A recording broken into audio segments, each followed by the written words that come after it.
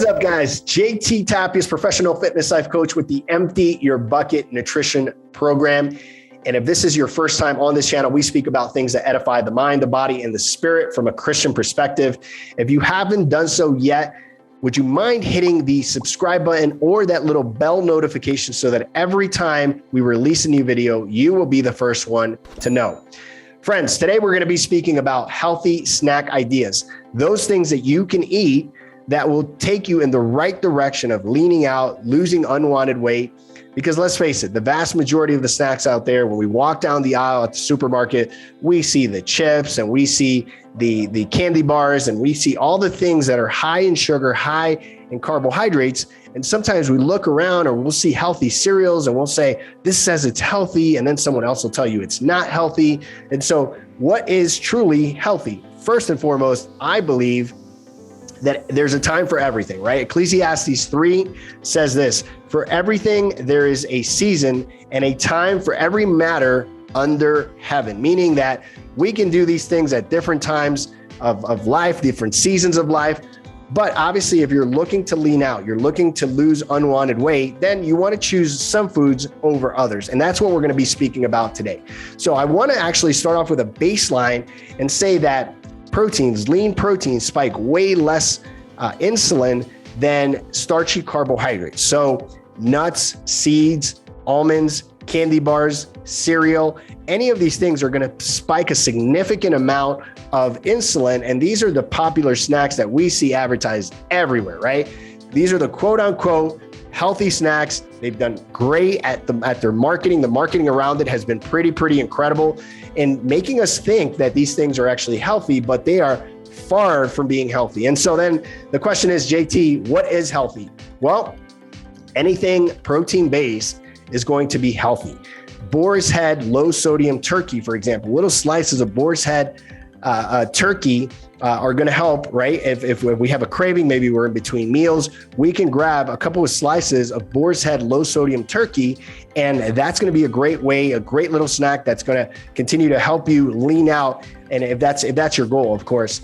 Sugar-free popsicles, sugar-free fudgesicles, right? These things are super low in calories and they have no sugar added to them. And so it's very similar to a stevia or a Truvia based product. And you're going to be able to have one, and that's going to take away your sweet craving. You're going to be able to put all those cravings aside, and all you need is one, maybe max two of a sugar-free popsicle or a fudgesicle. And this is going to take away that little edge that you have. Maybe you have a sweet tooth because you've been depleting carbohydrates.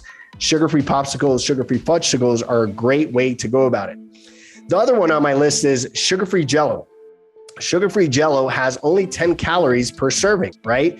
So let's say maybe you do it 2 or 3 times a day. You're only getting 20 or 30 calories from that sugar-free Jello, and it becomes a great option, something that you can do on the go, something quick that will take away all those cravings. And then you don't have to go for the sugary, high carbohydrate snacks that are all over the place. The next on my list would be dark pigmented fruits. Okay. So the berry family is a very healthy way to go. Blueberries, strawberries, blackberries, any of the berries are fine. And of course you want to do these within portions. So the safe thing to do is no more than a handful of those berries, and don't go for seconds. Just take whatever's in your hand and have a couple of berries. And if they're dark pigmented fruits, they're not going to spike as much insulin as an apple or a banana, which, by the way, a lot of people say, well, aren't those healthy snacks? Yes, but these things tend to spike insulin. Not only that, and they have carbohydrates to them as well. So you want to be careful with bananas, with apples, things of that nature. Stick with the dark pigmented fruits and you can't go wrong. And of course, how can I leave out protein shakes? Protein shakes are an incredible way to do a little snack. Most protein shakes, even the higher ones in calories, probably have 200 calories, right? Which is not a lot if you're looking to replace a meal. Maybe you're on the go, you're looking to replace your lunch, your breakfast, or your dinner. A protein shake really helps. My rule of thumb with protein shakes is anything under 130 calories, anything under 4 grams of sugar, that will do. And that serves as a really good snack. Beef jerkies. Beef jerky is great, but there's a double-edged sword with beef jerky. The big challenge with beef jerky is that beef jerky usually has to be preserved. And so it has a ton of salt, ton of sodium in it. And that's the thing that you want to avoid. So there are some brands out there like Paleo Valley beef jerky sticks. If you go to paleovalley.com, you're going to see that Paleo Valley has some great options, 100% grass-fed, low in sodium, and you're going to stay away from all that added sodium that's just going to make you retain water. And if you're looking to decrease body fat percentages, lose unwanted weight, then eating a ton of sodium is not the best thing for you. Last but not least, I want to say that being proactive about scheduling your meals and your snacks is pivotal, right? We don't just want to grab things every single time we're hungry. An example, if you just had breakfast, you have probably about 2.5 to 3 hours before you have that next meal or the next snack.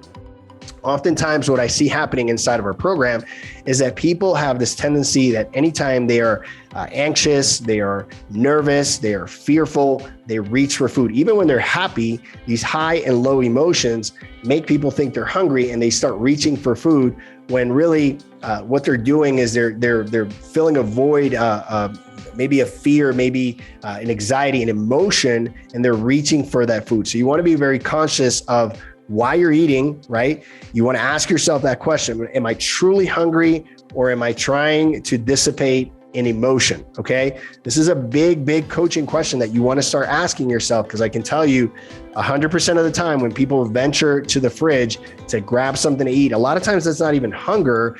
That's more of an emotional thing, right? It's an emotional impulse. It's something to do. Food occupies a lot of our day, a lot of our thinking. And so many times people just reach for food because they're bored, happy, any of those high-low emotions, they're reaching for food. So ask yourself the question, if you're truly hungry, if it's time to eat, then any of the things I mentioned, anything protein-based, so here to just recap, anything protein-based will do. Once again, protein doesn't spike as much insulin as snacks that are high in sugar and carbohydrates, sugar-free Popsicles, sugar-free Fudgesicles, sugar-free Jello, dark pigmented fruits, and of course, any protein shake that's under 130 calories will help. Also, remember the beef jerky sticks, low in sodium. Those are great things to reach for. And ultimately, the rule of thumb is this: if it's protein-based, it's not going to spike insulin, and it's something that you can definitely do as a snack.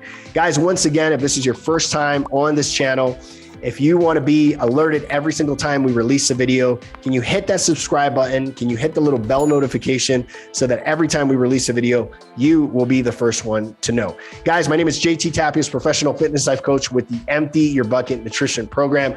I hope you got something out of that. We will see you soon. Ciao, ciao.